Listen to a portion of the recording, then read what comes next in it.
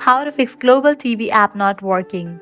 Let's get started. The very first thing you want to do is check if your internet connection is stable or not. If not, you can launch your settings. Then head over to the Wi-Fi option. Click on the Wi-Fi network you are connected to. Forget this network, give a fresh restart to your router and rejoin it. Likewise, what you can do is you can switch your network. If you're using Wi-Fi, switch it to cellular data. And in the case you are using cellular data, switch it to Wi-Fi. Then you can check whether your problem has been solved or not. Likewise, close this, launch your app store. At the very top, you're gonna see the search box, so there type in the app name Global TV and then search for it. After app appears, at the right corner of it, you're gonna see the option of open or update. If you find the option of update over here, just click on it and update the app to its latest version.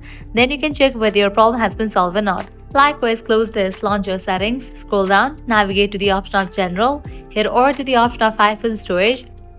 Make sure you have enough storage in your device. Likewise, open the app Global TV. Once you find it, open it.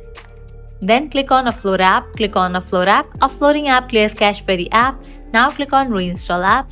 If all these solution doesn't work for you, what you can do is completely delete this app from your device and reinstall it.